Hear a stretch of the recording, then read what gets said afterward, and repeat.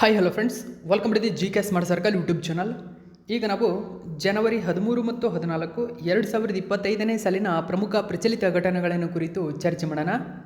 ನಿಮಗೆಲ್ಲ ಗೊತ್ತಿರಲಿ, ಪ್ರತಿದಿನ ನಾನು ಕನ್ನಡದ ಪ್ರಜಾವಾಣಿ ಸೇರಿದಂತೆ ಕನ್ನಡದ ಇತರ ಎಲ್ಲ ನ್ಯೂಸ್ ಪೇಪರ್ಗಳು, ಇಂಗ್ಲೀಷ್ನ ದಿ ಹಿಂದೂ ಮತ್ತು ಇಂಗ್ಲೀಷ್ನ ಇತರ ಎಲ್ಲ ನ್ಯೂಸ್ ಪೇಪರ್ಗಳ ಜೊತೆಗೆ ಕೇಂದ್ರ ಸರ್ಕಾರ ಪ್ರತಿದಿನ ಅಪ್ಡೇಟ್ ಮಾಡ್ತಕ್ಕಂಥ PIB ನ್ಯೂಸ್ ಪೇಪರ್ಗಳ ಪ್ರಮುಖ ಪ್ರಚಲಿತ ಘಟನೆಗಳನ್ನು ನಿಮ್ಮ ಮುಂದೆ ತರ್ತಾ ಇರ್ತೀನಿ. ಹಾಗಾದರೆ ಇವತ್ತಿನ ಕ್ವಶ್ಚನ್ ನಂಬರ್ 1 ಏನಿದೆ ಅಂತ ನೋಡೋಣ ಬನ್ನಿ. ಗಮನಿಸಿ, ಕ್ವಶ್ಚನ್ ನಂಬರ್ 1,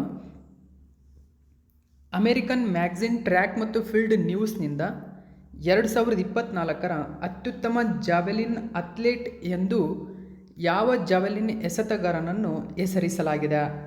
ನೋಡಿ, ಸರಿಯಾಗಿರತಕ್ಕಂಥ ಉತ್ತರ ಆಪ್ಷನ್ ನಂಬರ್ 2, ನೀರಜ್ ಚೋಪ್ರಾ. ನೋಡಿ, ಅಲ್ಲಿ ನೀರಜ್ ಚೋಪ್ರಾ ಅವರು ಒಲಿಂಪಿಕ್ಸ್ ಕ್ರೀಡಾಕೂಟದಲ್ಲಿ ಬೆಳ್ಳಿ ಪದಕವನ್ನು ಪಡೆದರು. ಆದರೆ ಅರ್ಷದ್ ನದೀಮ್ ಎಂಬತಕ್ಕಂಥ ಪಾಕಿಸ್ತಾನದವರು ಇವರು ಅಲ್ಲಿ ಚಿನ್ನದ ಪದಕವನ್ನು ಪಡೀತಾರೆ. ಆದರೂ ಕೂಡ ನೀರಜ್ ಚೋಪ್ರಾ ಅವರನ್ನು ಸೆಲೆಕ್ಟ್ ಮಾಡಲಾಗಿದೆ. ಇಲ್ಲಿ ನೀವು ಕನ್ಫ್ಯೂಸ್ ಆಗ್ತಕ್ಕಂಥ ಚಾನ್ಸಸ್ ಇರುತ್ತೆ. ಆ ಕಾರಣಕ್ಕಾಗಿ ನೀರಜ್ ಚೋಪ್ರಾರೊಬ್ಬರು ಅರ್ಷದ್ ಅಂದರೆ ಏನಿದ್ದಾರೆ ನದೀಮ್ ಅವರಿಗಿಂತ ಹೆಚ್ಚಿನ ಕ್ರೀಡೆಗಳಲ್ಲಿ ಭಾಗವಹಿಸಿದ್ದಾರೆ 2024ರಲ್ಲಿ. ಆ ಕಾರಣಕ್ಕಾಗಿ ಅವರನ್ನು ಈ ಒಂದು ಅಮೇರಿಕನ್ ಮ್ಯಾಗಝಿನ್ ಟ್ರ್ಯಾಕ್ ಮತ್ತು ಫೀಲ್ಡ್ ನ್ಯೂಸ್ನಿಂದ ವರ್ಷದ ಅತ್ಯುತ್ತಮ ಜಾವೆಲಿನ್ ಅಥ್ಲೇಟ್ ಎಂದು ಹೆಸರಿಸಲ್ಪಟ್ಟಿದ್ದಾರೆ. ತುಂಬಾ ಇಂಪಾರ್ಟೆಂಟ್ ಆಗಿರತಕ್ಕಂಥ ಕ್ವಶನ್ನು. ಸರಿಯಾಗಿರ್ತಕ್ಕಂಥ ಉತ್ತರ ನೀರಜ್ ಚೋಪ್ರಾ. ಓಕೆ, ನೋಡಿ, Neeraj Chopra named world's best male javelin thrower in 2024 by reputed US track and field magazine. ನೋಡಿ, US ಟ್ರ್ಯಾಕ್ ಆ್ಯಂಡ್ ಫೀಲ್ಡ್ ಮ್ಯಾಗಝಿನ್ನಿಂದ ಇವರಿಗೆ ರೆಪ್ಯೂಟೆಡ್ ಆಗಿರತಕ್ಕಂಥದ್ದನ್ನು ಗಮನಿಸಬಹುದು. World's best male javelin thrower ಅಂತ. ಓಕೆ, ಇದು ಇಂಪಾರ್ಟೆಂಟ್ ಆಗುತ್ತೆ, ನೆನ್ಪಿಟ್ಕೊಳ್ಳಿ. ಡೀಟೇಲ್ಸನ್ನು ನೋಡಿ. ಟೋಕಿಯೋ ಒಲಿಂಪಿಕ್ನಲ್ಲಿ ಚಿನ್ನದ ಪದಕ ವಿಜೇತ ಭಾರತದ ನೀರಜ್ ಚೋಪ್ರಾ ಅವರನ್ನು ಅಮೆರಿಕದ ಗೌರವಾನ್ವಿತ ನಿಯತಕಾಲಿಕೆ ಟ್ರ್ಯಾಕ್ ಮತ್ತು ಫೀಲ್ಡ್ ನ್ಯೂಸ್ 2024ರ ಅತ್ಯುತ್ತಮ ಜಾವೆಲಿನ್ ಎಸೆತಗಾರ ಎಂದು ಹೆಸರಿಸಿದೆ. ಇನ್ನು ಗ್ರೆನಡಾದ ಅಂಡರ್ಸನ್ ಪೀಟರ್ಸ್ ಅವರು ನಿಯತಕಾಲಿಕೆಯಿಂದ 2ನೇ ಸ್ಥಾನದಲ್ಲಿದ್ದಾರೆ. ನೋಡಿ, ಅಂಡರ್ಸನ್ ಪೀಟರ್ಸ್ ಗ್ರೆನಡಾ ದೇಶದವರು, ಇವರು 2ನೇ ಸ್ಥಾನದಲ್ಲಿದ್ದಾರೆ. ಜೊತೆಗೆ 27 ವರ್ಷದ ವಯಸ್ಸಿನ ನೀರಜ್ ಚೋಪ್ರಾ 2024ರಲ್ಲಿ 6 ಅಂತಾರಾಷ್ಟ್ರೀಯ ಸ್ಪರ್ಧೆಗಳಲ್ಲಿ ಸ್ಪರ್ಧಿಸಿದರು. ಅಲ್ಲಿ 2 ಗೆದ್ದರು, 4 ಸ್ಪರ್ಧೆಗಳಲ್ಲಿ ರನ್ನರ್ ಅಪ್ ಆದರು. ಗಮನಿಸಬಹುದು, 2024ರಲ್ಲಿ ಅವರು 6 ಅಂತಾರಾಷ್ಟ್ರೀಯ ಸ್ಪರ್ಧೆಗಳಲ್ಲಿ ಭಾಗವಹಿಸಿದ್ರು.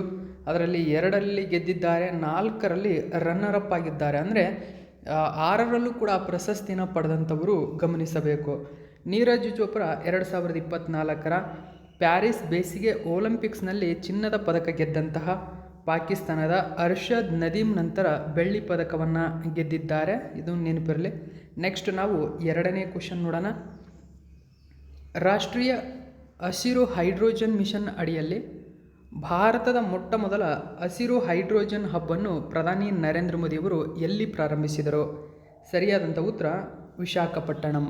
ನೋಡಿ, ವಿಶಾಖಪಟ್ಟಣಂ ಅಥವಾ ಆಂಧ್ರ ಪ್ರದೇಶದಲ್ಲಿ ಇತ್ತೀಚೆಗೆ ನರೇಂದ್ರ ಮೋದಿಯವರು 2 ಲಕ್ಷ ಕೋಟಿ ರೂಪಾಯಿಗಳ ವಿವಿಧ ಯೋಜನೆಗೆ ಶಂಕುಸ್ಥಾಪನೆ ನೆರವೇರಿಸಿದರು. ಆ ಒಂದು ಸಂದರ್ಭದಲ್ಲಿ ರಾಷ್ಟ್ರೀಯ ಹಸಿರು ಹೈಡ್ರೋಜನ್ ಮಿಷನ್ ಅಡಿಯಲ್ಲಿ ಭಾರತದ ಮೊಟ್ಟ ಮೊದಲ ಹಸಿರು ಹೈಡ್ರೋಜನ್ ಹಬ್ಬನ್ನು ಪ್ರಾರಂಭಿಸಿದ್ದಾರೆ. ನೋಡಿ, ಕೇಳ್ಬೋದು ನಿಮಗೆ ಹಸಿರು ಹೈಡ್ರೋಜನ್ ಹಬ್. ವಿಶಾಖಪಟ್ಟಣಂನಲ್ಲಿ ಪ್ರಾರಂಭವಾಗಿದೆ. ಪ್ರೈಮ್ ಮಿನಿಸ್ಟರ್ ಆಫೀಸ್ ಈ ಒಂದು ವರದಿಯನ್ನು ಬಿಡುಗಡೆ ಮಾಡಿದೆ. PIB ನ್ಯೂಸ್ ಪೇಪರಲ್ಲಿ ಈ ಒಂದು ಮಾಹಿತಿಯನ್ನು ಕೊಟ್ಟಿದ್ದರು. ಹೆಚ್ಚಿನ ಡೀಟೇಲ್ಸ್ ಏನಿದೆ ನ್ಯೂಸ್ ಪೇಪರಲ್ಲಿ ಅಂತ ನಾವು ನೋಡೋಣ.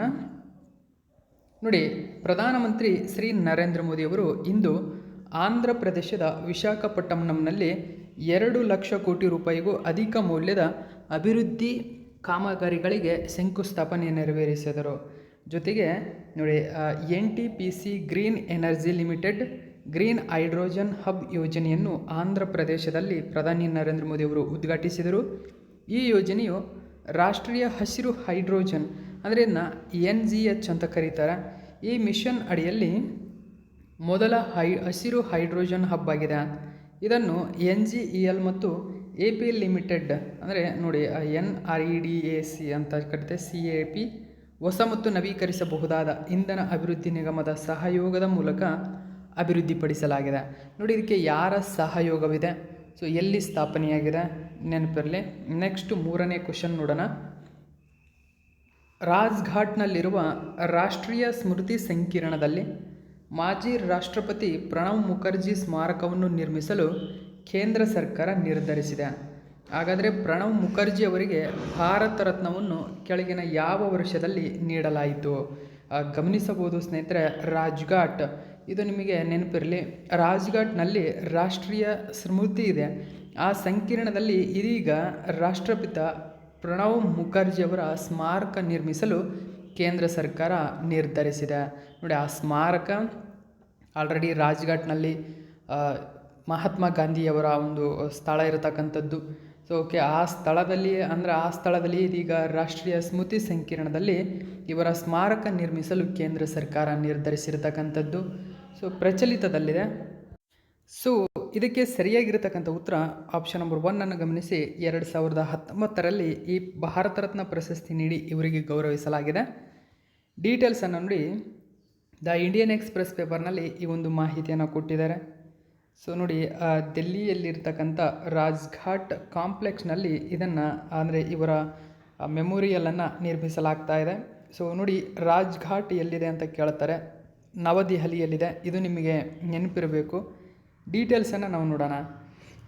ನೋಡಿ, ಮಾಜಿ ಪ್ರಧಾನಿ ಮನಮೋಹನ್ ಸಿಂಗ್ ಅಂತ್ಯಕ್ರಿಯೆ ಸಂದರ್ಭದಲ್ಲಿ ಮಾಜಿ ರಾಷ್ಟ್ರಪತಿ ಪ್ರಣವ್ ಮುಖರ್ಜಿ ಸ್ಮಾರಕ ನಿರ್ಮಾಣ ಹಾಗೂ ಅವರಿಗೆ ಕಾಂಗ್ರೆಸ್ ನೀಡಿದ ಗೌರವದ ಬಗ್ಗೆ ಪ್ರಣವ್ ಮುಖರ್ಜಿ ಅವರ ಮಗಳು ಶರ್ಮಿಳಾ ನೀಡಿದಂತಹ ಹೇಳಿಕೆಗೆ ಇತ್ತೀಚೆಗೆ ತೀವ್ರ ಚರ್ಚೆಗೆ ಕಾರಣವಾಗಿತ್ತು. ಇದೀಗ ದೆಹಲಿಯ ರಾಜ್ಘಾಟ್ನಲ್ಲಿ ಪ್ರಣವ್ ಮುಖರ್ಜಿ ಅವರ ಸ್ಮಾರಕಕ್ಕೆ ಕೇಂದ್ರ ಸರ್ಕಾರ ಸ್ಥಳವನ್ನು ಅನುಮೋದಿಸಿದೆ. ಆಗಸ್ಟ್ 2020ರಲ್ಲಿ ನಿಧನರಾದಂತಹ ಮಾಜಿ ರಾಷ್ಟ್ರಪಿತ ಪ್ರಣವ್ ಮುಖರ್ಜಿ ಅವರ ಸ್ಮಾರಕಕ್ಕಾಗಿ ದೆಹಲಿಯ ರಾಜ್ಘಾಟ್ ಸಂಕೀರ್ಣದೊಳಗಿನ ರಾಷ್ಟ್ರೀಯ ಒಂದು ಸ್ಮೃತಿ ಸ್ಥಳದಲ್ಲಿ ಕೇಂದ್ರ ಸರ್ಕಾರವು ಭೂಮಿಯನ್ನು ಮಂಜೂರು ಮಾಡಿದೆ. ಭಾರತದ ಮಾಜಿ ರಾಷ್ಟ್ರಪತಿ ಪ್ರಣವ್ ಮುಖರ್ಜಿ ಅವರ ಸ್ಮಾರಕವನ್ನು ಸ್ಥಾಪಿಸಲು ದೆಹಲಿಯ ರಾಷ್ಟ್ರೀಯ ಸ್ಮೃತಿ ಸಂಕೀರ್ಣದಲ್ಲಿ ಸ್ಥಳವನ್ನು ಮಂಜೂರು ಮಾಡಲು ಅನುಮೋದನೆ ನೀಡಿದೆ. 2012ರಿಂದ 2017 ಈ ಇಂಪಾರ್ಟೆಂಟ್ ಆಗುತ್ತೆ. ಆವರೆಗೆ ಭಾರತದ 13ನೇ ರಾಷ್ಟ್ರಪತಿಯಾಗಿ ಸೇವೆ ಸಲ್ಲಿಸಿದ ಪ್ರಣವ್ ಮುಖರ್ಜಿ ಅವರು 5 ದಶಕಗಳ ರಾಜಕೀಯ ಜೀವನವನ್ನು ನಡೆಸಿದ್ದರು. ಭಾರತೀಯ ರಾಷ್ಟ್ರೀಯ ಕಾಂಗ್ರೆಸ್ನ ಹಿರಿಯ ನಾಯಕರಾದ ಅವರು ರಾಷ್ಟ್ರಪತಿಯಾಗಿ ಆಯ್ಕೆಯಾಗುವ ಮೊದಲು 2009ರಿಂದ 2012ರವರೆಗೆ ಹಣಕಾಸು ಮಂತ್ರಿಯ ಸೇರಿದಂತೆ ಪ್ರಮುಖ ಸಚಿವ ಖಾತೆಯನ್ನು ಹೊಂದಿದ್ದರು. ನೋಡಿ, 2012ರಿಂದ 2017ರವರೆಗೆ ಇವರು 13ನೇ ರಾಷ್ಟ್ರಪತಿಯಾಗಿ ಸೇವೆ ಸಲ್ಲಿಸಿದ್ರು ಎಂಬುದು ನೆನಪಿರಬೇಕು. 2009ರಿಂದ 2012ರವರೆಗೆ ಹಣಕಾಸು ಮಂತ್ರಿಯಾಗಿ ವಿವಿಧ ಖಾತೆಗಳನ್ನು ಕೂಡ ನಿರ್ವಹಿಸಿದ್ದಾರೆ. ಪ್ರಣವ್ ಮುಖರ್ಜಿ ಅವರಿಗೆ ಭಾರತದ ಅತ್ಯುನ್ನತ ನಾಗರಿಕ ಗೌರವವಾದ ಭಾರತ ರತ್ನವನ್ನು 2019ರಲ್ಲಿ ಅವರ ಉತ್ತರಾಧಿಕಾರಿಯಾದ ರಾಷ್ಟ್ರಪತಿ ರಾಮನಾಥ್ ಕೋವಿಂದ್ ಪ್ರದಾನ ಮಾಡಿದ್ದರು. ಸೊ ಇದನ್ನು ಗಮನಿಸಿ, 2019ರಲ್ಲಿ ಇವರಿಗೆ ನೀಡಲಾಗಿತ್ತು. ಇನ್ನು ನಾವು 4ನೇ ಕ್ವಶನ್ ಏನಿದೆ ಅಂತ ನೋಡೋಣ ಬನ್ನಿ. ಬಂದರುಗಳು, ಜಲಮಾರ್ಗಗಳು ಮತ್ತು ಕರಾವಳಿ ಎಂಜಿನಿಯರಿಂಗ್ನಲ್ಲಿ ಸಂಶೋಧನೆಯನ್ನು ಮುಂದುವರಿಸಲು ಏಷ್ಯಾದ ಅತಿದೊಡ್ಡ ಶಾಲೋ ವೇವ್ ಬೇಸಿನನ್ನು ಯಾವ IIT ಇತ್ತೀಚೆಗೆ ಉದ್ಘಾಟಿಸಿದೆ? ಸರಿಯಾದಂಥ ಉತ್ತರ IIT ಮದ್ರಾಸ್. ಆಪ್ಷನ್ ನಂಬರ್ 3 ಸರಿಯಾಗಿದೆ. ಹಾಗಾದರೆ ಗಮನಿಸಬಹುದು ಸ್ನೇಹಿತರೆ, ನೀವು ಏಷ್ಯಾದ ಅತಿದೊಡ್ಡ ಶಾಲೋ ವೇವ್ ಬೇಸಿನ್ ಅಂತ ಕರಿತೀವಿ. ಗಮನಿಸಬಹುದು, Asia's largest shallow wave basin ಅಂತ ಕರಿತೇವೆ.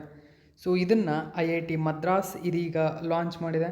ಗಮನಿಸಬಹುದು, ದಿ ಹಿಂದೂ ಪೇಪರ್ನಲ್ಲಿ ಒಂದು ಮಾಹಿತಿಯನ್ನು ಕೊಟ್ಟಿದ್ದಾರೆ. IIT Madras builds Asia's largest shallow wave basin.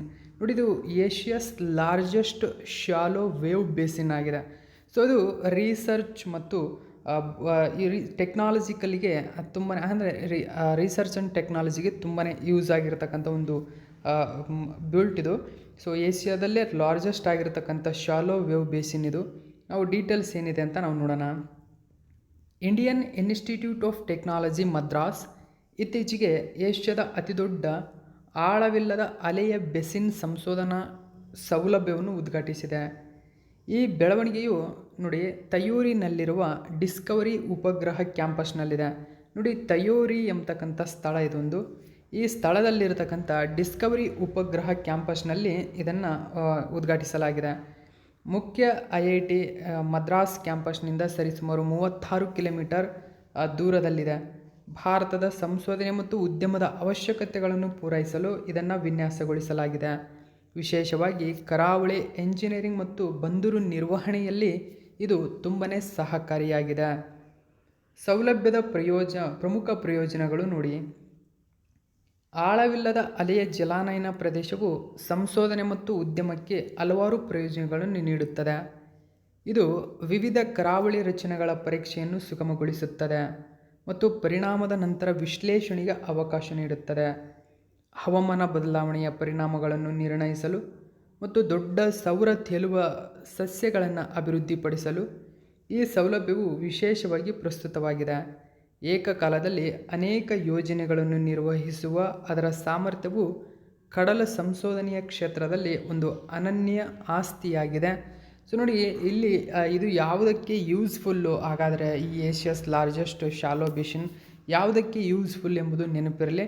So ಎಷ್ಟು ರೀತಿಯ ಯೂಸ್ಗಳಿಗಾಗುತ್ತದೆ ಅಂದರೆ, ಮುಖ್ಯವಾಗಿ ಇದು ನೋಡಿ ಸಂಶೋಧನೆ ಮತ್ತು ಉದ್ಯಮಕ್ಕೆ ಹಲವಾರು ಪ್ರಯೋಜನಗಳನ್ನು ನೀಡುತ್ತದೆ. ಕರಾವಳಿ ರಚನೆಗಳ ಪರೀಕ್ಷೆಯನ್ನು ನಾವು ಮಾಡ್ಬೋದು. ಅಂದರೆ ಕರಾವಳಿ ಹೇಗೆ ರಚನೆಯಾಯಿತು ಮತ್ತು ಅದರ ಪರಿಣಾಮವನ್ನು ನಾವು ವಿಶ್ಲೇಷಣೆ ಮಾಡ್ಬೋದು, ವಿಶ್ಲೇಷಣೆ ಮಾಡಿ ತಿಳಿಸ್ಬೋದು. ಹವಾಮಾನ ಬದಲಾವಣೆಯ ಪರಿಣಾಮಗಳನ್ನು ನಿರ್ಣಯಿಸ್ತಕ್ಕಂಥ ಕೆಲಸವನ್ನು ಕೂಡ ಇದು ಮಾಡುತ್ತದೆ. ಏಕಕಾಲದಲ್ಲಿ ಅನೇಕ ಸಂಶೋಧನೆಗಳನ್ನು ಕೈಗೊಳ್ಳಲು ಇದು ಸಹಕಾರಿಯಾಗಿದೆ, ನೆನಪಿರಲಿ. ನೆಕ್ಸ್ಟ್ 5ನೇ ಕ್ವಶನ್ ನೋಡಿ, ಇತ್ತೀಚೆಗೆ ಸುದ್ದಿಯಲ್ಲಿರುವ ಕ್ರೆಡಿಟ್ ಇನ್ಫಾರ್ಮೇಷನ್ ಕಂಪನಿ ಅಂದರೆ CICಗಳು ಕೆಳಗಿನ ಯಾರಿಂದ ನಿಯಂತ್ರಿಸಲ್ಪಡುತ್ತವೆ? ನೋಡಿ, CIC ಅಂತಂದರೆ ಕ್ರೆಡಿಟ್ ಇನ್ಫಾರ್ಮೇಷನ್ ಕಂಪನೀಸ್ ಅಂತ ಕರೀತಾರೆ. ಸೊ ಇವು ಯಾರಿಂದ ನಿಯಂತ್ರಿಸಲ್ಪಡುತ್ತವೆ ಅಂದರೆ RBI ರಿಸರ್ವ್ ಬ್ಯಾಂಕ್ ಆಫ್ ಇಂಡಿಯಾದಿಂದ ನಿಯಂತ್ರಿಸಲ್ಪಡುತ್ತವೆ. ಯಾಕೆ ಸುದ್ದಿಯಲ್ಲಿದೆ ನೋಡಿ, ಕನ್ನಡದ ಪ್ರಜಾವಾಣಿ ಸೇರಿದಂತೆ ಎಲ್ಲ ನ್ಯೂಸ್ ಪೇಪರ್ಗಳಲ್ಲೂ ಈ ಮಾಹಿತಿಯನ್ನು ಕೊಟ್ಟಿದ್ದಾರೆ CICಗಳ ಬಗ್ಗೆ. ಸೊ ಹಾಗಾದರೆ ಯಾಕೆ ಸುದ್ದಿಯಲ್ಲಿದೆ ಗಮನಿಸಬಹುದು. ಸೊ ಈ ಒಂದು ಮಾಹಿತಿ ದಿ ಹಿಂದೂ ಪೇಪರ್ನಲ್ಲಿ ಕೊಟ್ಟಿದ್ದರು. ಸೊ ಡೀಟೇಲ್ಸನ್ನು ತಿಳ್ಕೊಳ್ಳೋಣ. ಬ್ಯಾಂಕುಗಳು ಹಾಗೂ ಹಣಕಾಸು ಸಂಸ್ಥೆಗಳು ತಮ್ಮ ಗ್ರಾಹಕರ ದೂರುಗಳನ್ನು ಬಹಳ ಕ್ಷಿಪ್ರವಾಗಿ ಇತ್ಯರ್ಥಪಡಿಸಬೇಕು ಎಂದು RBI ಏನಿದೆ ಇತ್ತೀಚೆಗೆ ಪ್ರಕಟಣೆಯನ್ನು ಮಾಡಿದೆ. ಸೊ 1 ತಿಂಗಳೊಳಗೆ ಗ್ರಾಹಕರ ದೂರುಗಳ ವಿಲೇವಾರಿ ಆಗಬೇಕು. ಒಂದು ವೇಳೆ ಆ ಅವಧಿಯೊಳಗೆ ಸಮಸ್ಯೆ ಇತ್ಯರ್ಥವಾಗದೆ ಹೋದಲ್ಲಿ ದಿನಕ್ಕೆ 100 ರೂನಂತೆ ದಂಡ ವಿಧಿಸಲಾಗುವುದು ಎಂದು ಬ್ಯಾಂಕುಗಳಿಗೆ RBI ಹೊಸ ನಿರ್ದೇಶನವನ್ನು ನೀಡಿದೆ. ಗಮನಿಸಬೇಕು, ಬ್ಯಾಂಕು ಮತ್ತು ಹಾಗೂ ಹಣಕಾಸು ಸಂಸ್ಥೆಗಳು. ಸೊ ಹಾಗಾದರೆ RBIಗೆ ಈ ಎಲ್ಲ ಅಧಿಕಾರವಿದೆ. ಅಂದರೆ ಬ್ಯಾಂಕುಗಳು ಮತ್ತು ಹಣಕಾಸು ಸಂಸ್ಥೆಗಳಿಗೆ ಗ್ರಾಹಕರ ದೂರುಗಳನ್ನು ಆಲಿಸುವಂತೆ ನೋಡಿಕೊಳ್ಳುವ ಜವಾಬ್ದಾರಿ ಕೂಡ RBIಗಿದೆ. ಇದು ನೆನಪಿಟ್ಕೋಬೇಕು. ಅದರ ಜೊತೆಗೆ ಗಮನಿಸಬಹುದು, ಕ್ರೆಡಿಟ್ ಇನ್ಫಾರ್ಮೇಷನ್ ಕಂಪನಿಗಳಿಗೂ ಕೂಡ ಈ ನಿಯಮ ಅನ್ವಯ ಆಗುತ್ತದೆ. ಸೊ ಯಾಕಂದರೆ ತನಗೂ ಕೂಡ ಆ ನಿಯಮವನ್ನು ಅನ್ವಯಿಸಿದೆ. ಯಾಕಂದರೆ ಕ್ರೆಡಿಟ್ ಇನ್ಫಾರ್ಮೇಷನ್ ಕಂಪನಿಯನ್ನು ನಿಯಂತ್ರಿಸುವುದೇ RBI. ಹಾಗಾದರೆ RBIನ ನಿಯಂತ್ರಕ ಆಗಿರೋದ್ರಿಂದನೂ ಕೂಡ ಇದು ಕೂಡ RBI ತನ್ನ ಮೇಲೆ ತಾನೇ ಹಾಕಿಕೊಂಡಿರ್ತಕ್ಕಂಥದ್ದು. ಇದು ಈ ದಂಡದ ಹಣವನ್ನು ಗ್ರಾಹಕರಿಗೆ ಪರಿಹಾರವಾಗಿ ನೀಡಲಾಗುತ್ತದೆ. ಗ್ರಾಹಕರ ಸಮಸ್ಯೆಗಳಿಗೆ ಬ್ಯಾಂಕುಗಳು ಬೇಗ ಸ್ಪಂದಿಸಬೇಕು ಎನ್ನುವ ಉದ್ದೇಶದಿಂದ RBI ಈ ಕ್ರಮ ಕೈಗೊಂಡಿದೆ. ಭಾರತದಲ್ಲಿ ಸದ್ಯ 4 CICಗಳು ಕಾರ್ಯನಿರ್ವಹಿಸ್ತವೆ. ಮೋಸ್ಟ್ ಇಂಪಾರ್ಟೆಂಟ್ ಆಗುತ್ತೆ ನೋಡಿ, ಭಾರತದಲ್ಲಿ ಪ್ರಮುಖವಾಗಿ 4 CICಗಳು ಪ್ರಸ್ತುತ ಕಾರ್ಯನಿರ್ವಹಿಸ್ತವೆ. ಒಂದನೇದಾಗಿ ಸಿಬೆಲ್. ನೋಡಿ, ಸಿಬೆಲ್ ಬಗ್ಗೆ ನೀವು ಸುಮಾರು ಸರಿ ಕೇಳಿರ್ತಾರೆ, ಎಲ್ಲ ಕಡೆಗೂ ಈ ನ್ಯೂಸ್ ಬರ್ತಾ ಇರುತ್ತೆ. ಸಿಬೆಲ್ ಆಗಿರ್ಬೋದು ನೋಡಿ, CRIF ಅಂತ ಕರಿತೀವಿ, CRIF ಇನ್ನು ಇಕ್ವಿಫ್ಯಾಕ್ಸ್ ಎಂಬತಕ್ಕಂಥದ್ದು ಮತ್ತು ಎಕ್ಸ್ಪೀರಿಯನ್ಸ್ ಸಂಸ್ಥೆಗಳಿವೆ. ಓಕೆ, ಸೊ ಈ ರೀತಿಯಾಗಿರ್ತಕ್ಕಂಥ ಎಕ್ಸ್ಪೀರಿಯನ್ ಸಂಸ್ಥೆ. ಓಕೆ, ಸಿಬಲ್, CRIF, ಇಕ್ವಿಫ್ಯಾಕ್ಸ್, ಎಕ್ಸ್ಪೀರಿಯನ್ ಸಂಸ್ಥೆ ಇವೆಲ್ಲವೂ ಕೂಡ CICಗಳು. ಭಾರತದಲ್ಲಿ ಸದ್ಯ ಇರತಕ್ಕಂಥ 4 ಪ್ರಮುಖ CICಗಳು. ಈ CICಗಳು ಮತ್ತು ಬ್ಯಾಂಕುಗಳು ತಮ್ಮ ಗ್ರಾಹಕರ ದೂರನ್ನು 30 ದಿನದೊಳಗೆ ಇತ್ಯರ್ಥಪಡಿಸಬೇಕೆಂದು ತಿಳಿಸಿದೆ.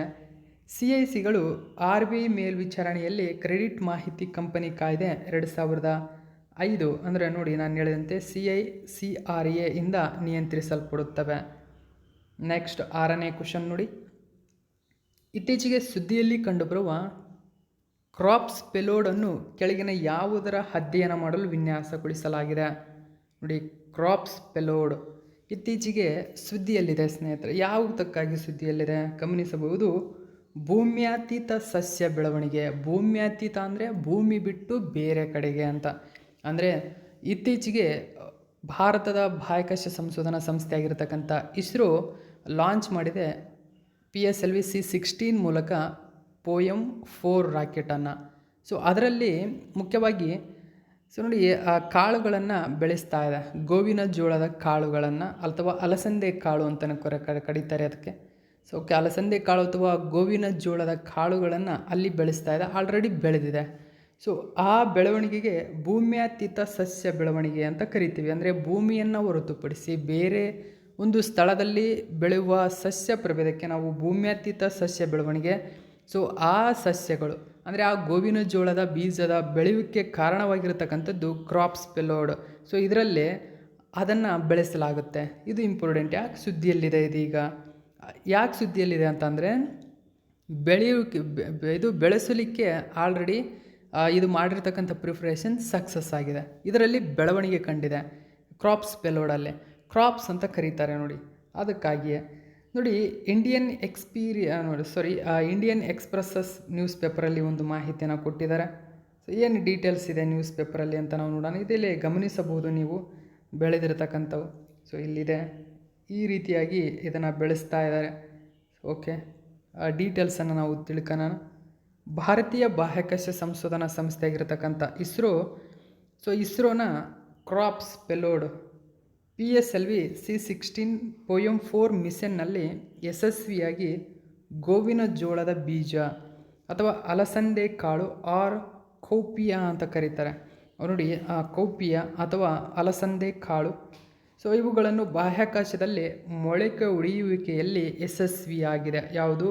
ಕ್ರಾಪ್ಸ್ ಪೆಲೋಡ್ ನೋಡಿ ಯಶಸ್ವಿಯಾಗಿದೆ ಮೊಳಕೆ ಒಡೆಸುವಿಕೆಯಲ್ಲಿ.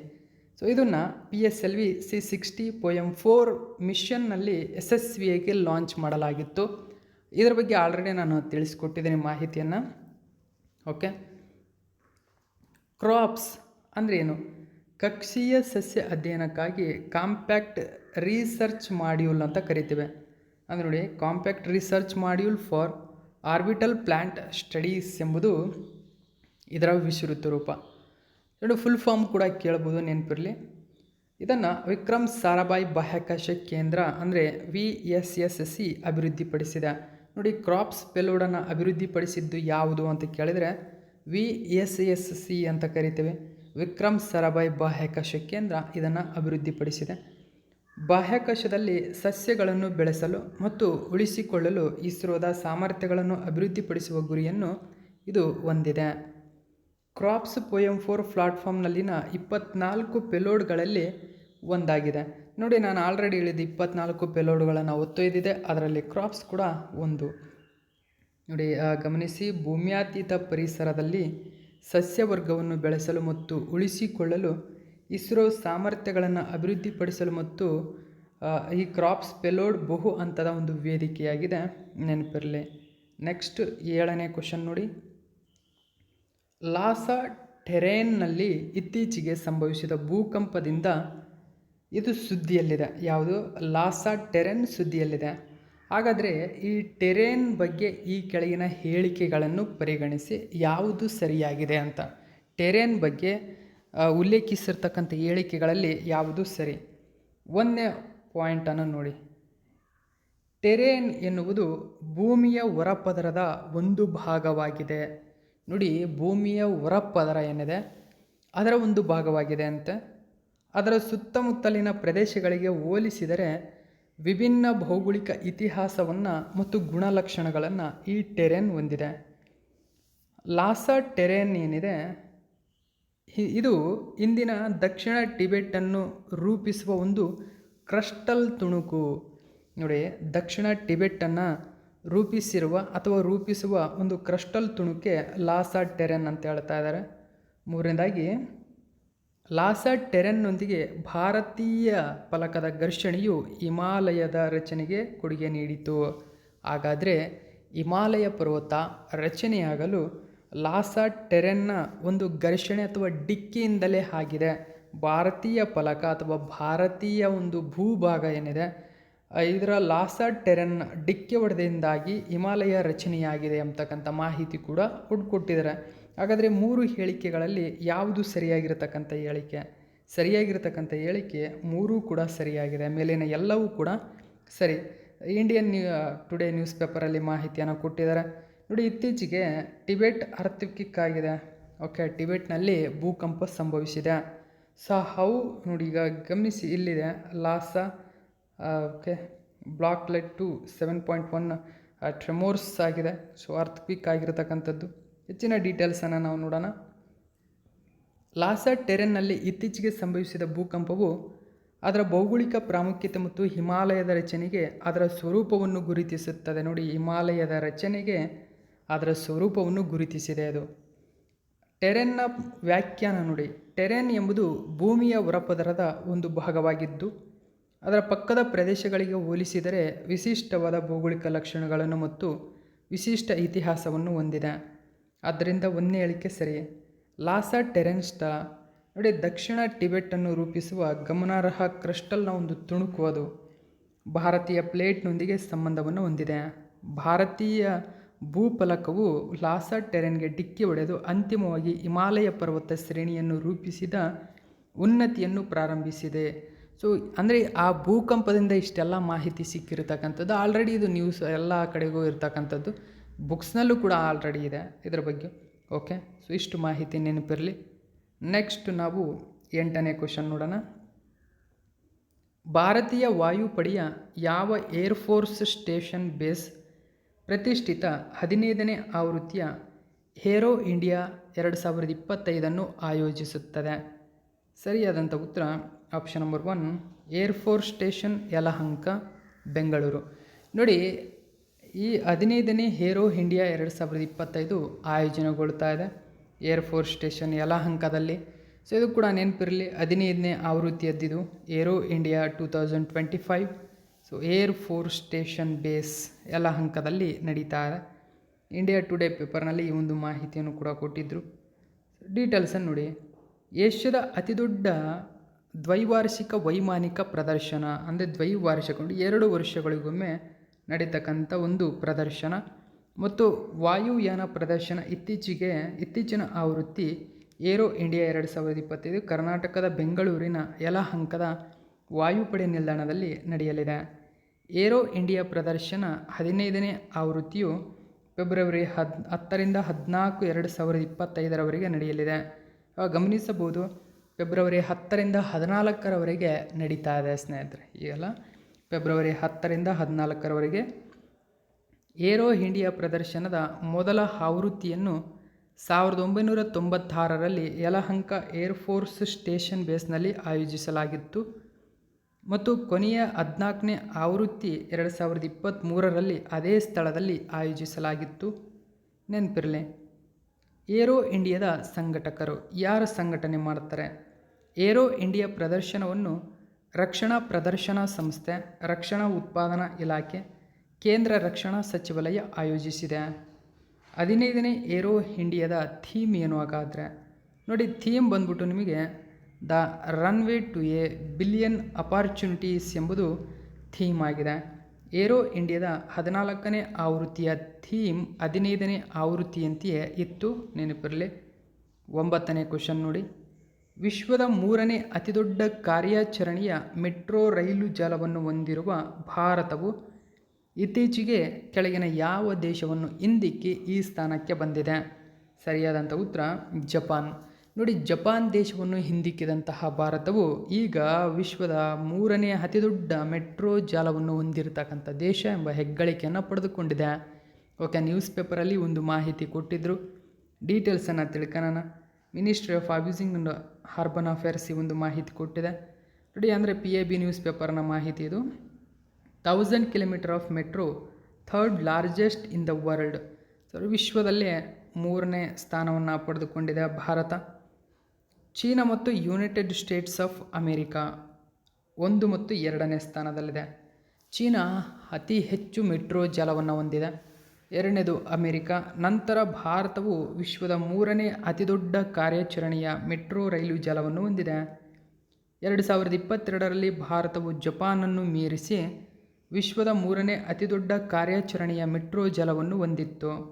ಗಮನಾರ್ಹ ಸಂಗತಿ ಎಂದರೆ ಭಾರತವು 1000 ಕಿಲೋಮೀಟರ್ ಕಾರ್ಯಾಚರಣೆಯ ಮೆಟ್ರೋ ರೈಲು ಜಾಲವನ್ನು ಹೊಂದಿರುವ ಮೈಲುಗಲ್ಲನ್ನು ದಾಟಿದೆ.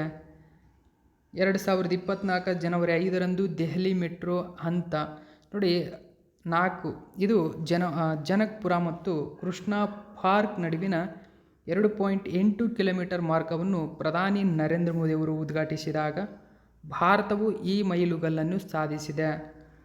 ಟ್ಯೂಬ್ ಎಂದು ಜನಪ್ರಿಯವಾಗಿ ಕರೆಯಲ್ಪಡುವ ಲಂಡನ್ ಅಂಡರ್ಗ್ರೌಂಡ್ ರೈಲು ವ್ಯವಸ್ಥೆಯು ವಿಶ್ವದ ಮೊದಲ ಆಧುನಿಕ ಮೆಟ್ರೋ ರೈಲು ಜಾಲವಾಗಿದೆ. ಇದು 1863ರಲ್ಲಿ ತನ್ನ ಕಾರ್ಯಾಚರಣೆಯನ್ನು ಪ್ರಾರಂಭಿಸಿತು. ಭಾರತದಲ್ಲಿ ಮೊದಲ ಮೆಟ್ರೋ ರೈಲು ಜಾಲವು 1984ರಲ್ಲಿ ಕೋಲ್ಕತ್ತಾದಲ್ಲಿ ಕಾರ್ಯಾರಂಭ ಮಾಡಿತು. ಗಮನಿಸಿ, ಭಾರತದಲ್ಲಿ ಮೊದಲವರೆಗೆ ಮೆಟ್ರೋ ರೈಲು ಜಾಲ ಯಾವಾಗ ಕಾರ್ಯಾರಂಭ ಮಾಡಿತು ಅಂತ ಕೇಳಿದ್ರೆ 1984ರಲ್ಲಿ. ಇದು ನಗರದಲ್ಲಿ ನೋಡಿ ಎಸ್ಪ್ಲಾನೆಡ್ ಮತ್ತು ಭುವನೇಶ್ವರದಿಂದ ಸಂಪರ್ಕಿಸುವ 3.4 ಕಿಲೋಮೀಟರ್ ಮಾರ್ಗವಾಗಿತ್ತು ಮತ್ತು ಇದನ್ನು ಸೋವಿಯತ್ ಒಕ್ಕೂಟದ ನೆರವಿನೊಂದಿಗೆ ನಿರ್ಮಿಸಲಾಗಿತ್ತು. ಗಮನಿಸಿ, ಸೋವಿಯತ್ ಒಕ್ಕೂಟ ಅಂದರೆ ರಷ್ಯಾದ ನೆರವಿನೊಂದಿಗೆ ನಿರ್ಮಿಸಲಾಗಿತ್ತು. ಭಾರತದ ಮೊಟ್ಟ ಮೊದಲ ಮೆಟ್ರೋ ರೈಲು ಜಾಲ ಎಲ್ಲಿ ಆರಂಭವಾಯಿತು ಅಂತ ಕೇಳಿದರೆ ಅದು ಕೋಲ್ಕತ್ತಾದಲ್ಲಿ. ಸೊ ಎಲ್ಲಿಂದ ಎಲ್ಲಿಗೆ ಅಂತ ಕೇಳ್ತಾರೆ, ಎಸ್ಪ್ಲಾನೆಡ್ ಮತ್ತು ಭುವನೇಶ್ವರ ಅಂತ ಕರಿತೀವಿ. 3.4 ಕಿಲೋಮೀಟರ್ ಮಾರ್ಗ.